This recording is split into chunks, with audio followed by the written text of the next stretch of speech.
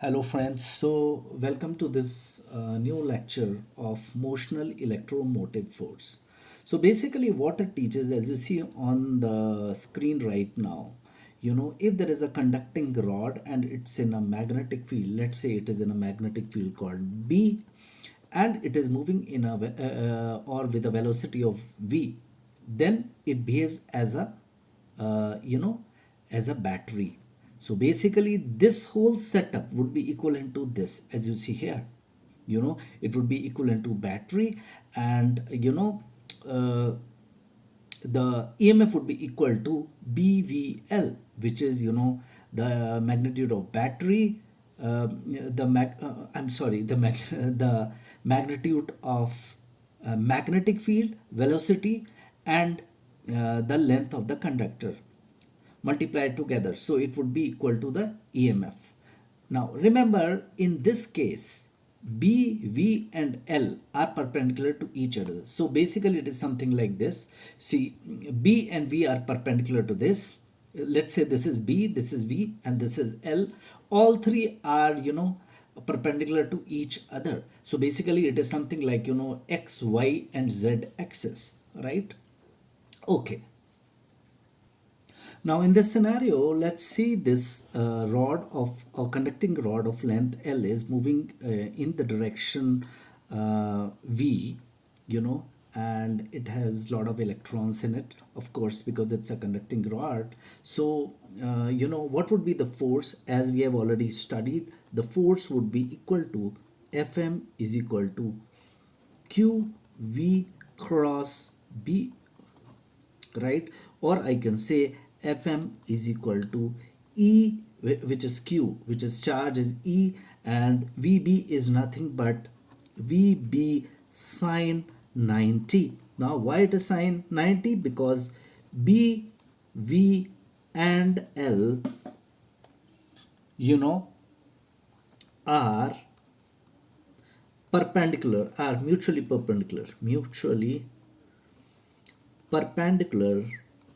to each other, mutually perpendicular. So this would be EVB sine theta, or further I can say it is EVB.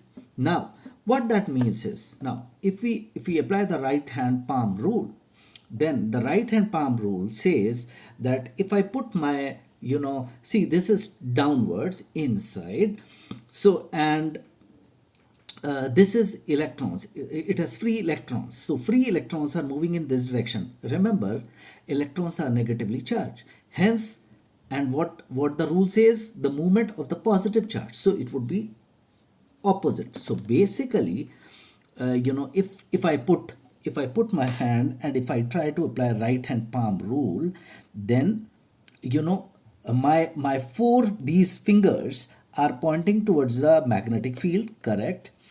And you know the movement of the positive electrons is in this direction, correct? So the direction of force would be towards my palm, where I am pointing here, here, here, this, towards my palm. So it is basically, I can say that in due course, in due course, because of the force, all negative or all electrons would get accumulated here. So all the electrons will get accumulated here and all the positive charges will collect here, right? So I hope this is very clear. Let me reiterate the right hand palm rule again. See, this is my right hand, this is my right hand, my four fingers which I am touching now by my left hand is in the direction of the magnetic field, and my thumb is in the direction of positive charge velocity. So since negative charges are moving in this direction, as you see here, negative are moving here, so positive would be moving here. Hence the direction of the force would be towards my palm. So all my electrons in this conducting rod would have a tendency to collect at the bottom of the rod. Now because because of this, what we just said, right hand palm rule, there is a force which would be acting on electrons in this direction. Is that correct? Right. Now, gradually, as a result of this, what will happen is all the negative electrons will get accumulated here and positive will get accumulated at the top. Now, because of this, there would be a electric field which will build up.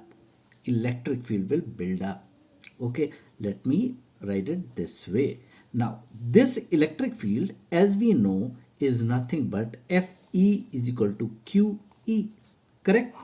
But since there are electrons, so we will say Fe is equal to EE. Now, remember, the direction of electric field is from positive to negative.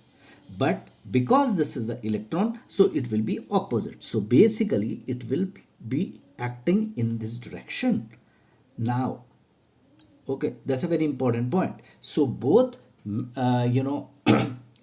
force because of magnetic field and force because of electric field will be opposite in direction. Gradually, what will happen? The number of electrons here will become more and more. So the electric field become more harsh and harsh, more and more rather. Right.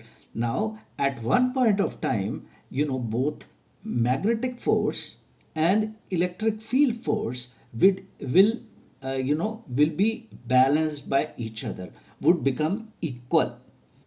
Now, once the force due to electric field and force due to magnetic field on the electrons become equal, this would be a equilibrium state or steady state. Now, at this point of time, we can compare the magnitude or modulus of both of these. Now, we know electric field is nothing but EE and magnetic field is nothing but EVB. If we compare both, E and E gets cancelled, so the electric field becomes is equal to VB. Now, so finally what we got out of this is electric field is nothing but V into B. Okay, now let's come here. Now this is a rod of length L. Now we know the potential difference between the ends of the rod is nothing but electric field into length. This is a formula, right? We have studied earlier. Or we can say delta V is equal to, if I replace the value of E, it becomes BVL. Hence E is equal to BVL. So I can say, or I can represent this as just a battery, and which if I draw like something like this, positive is here, so it will be a positive end and this would be negative, with what E is equal to BVL. Okay, so guys, you have to remember it. Let me underline it as well. So this becomes a battery in red. Okay. So friends, I think we are done with this. Only one thing before we close this is now to determine the direction, like what would be the direction of the battery, like where it will be a positive end and where it would be a negative end. There's a very good way, and the way is, remember, V, it's always V cross B. So in this case, see, V is in that direction and B is downward. So what I will do is I will just take my right hand and I will curl my fingers from V to B, from V to B.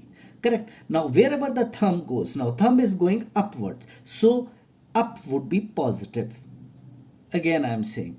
Now there can be a question, if in the exam, wherein they can ask where would be a positive end of the battery and where it would be negative end of the battery. Then it is very simple.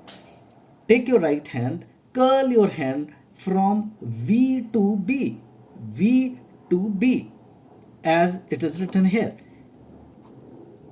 From V is in the straight direction and B is downward. So curl the finger like this. It would be like this, right? Now where is the thumb going? It's going up. So positive would be towards where the thumb is going. So it would be positive. positive would be here. This I have written it here, and please take a note of this. This is very important. Okay, okay, friends. Now in this we are doing the same thing by method 2, which is Faraday's law. Now for this what we have done is, let's say this is the imaginary rail, and this is just imaginary, this and this, right? And this is the rod which is of length L, which is of length L. Now in due time it moves from here to here. Okay, it moves from here to here. So what is happening is, when it is moving from here to here, the number of flux lines are actually increasing. The number of flux lines are increasing.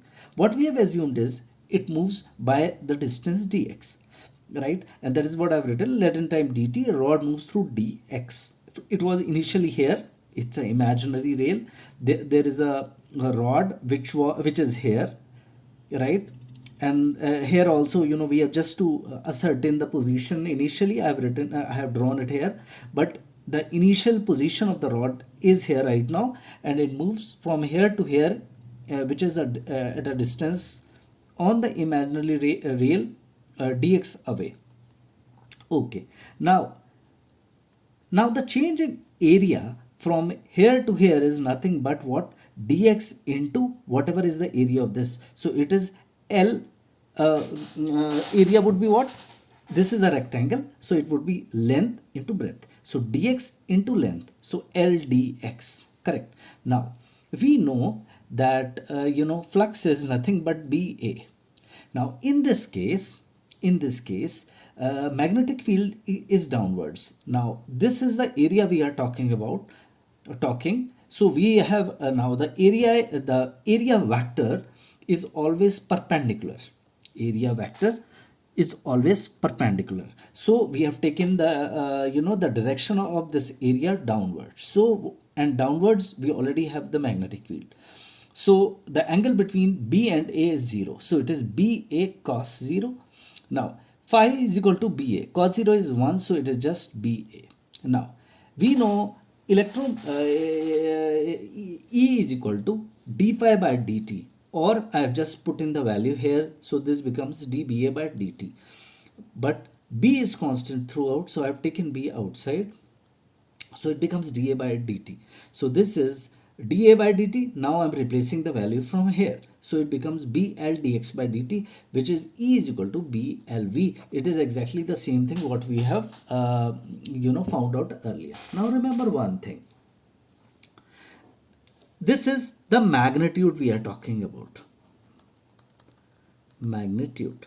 Now if we talk about the direction, see this is increasing, so the magnetic field is increasing. Now if the magnetic field is increasing, we know that by the law that there would be a tendency to decrease the magnetic field. Now this magnetic field is vertically downwards, so to decrease it, it needs to have a magnetic field upwards. Now if I just take my right hand, place my thumb upwards, because the magnetic field is upwards, to see the current, it's very easy. I'm just curling my fingers, so it should be in this direction. Which direction? This direction. So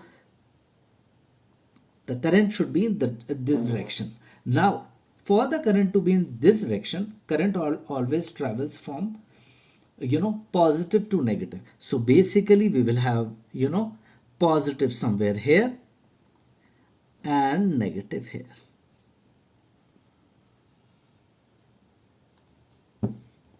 Okay, very good.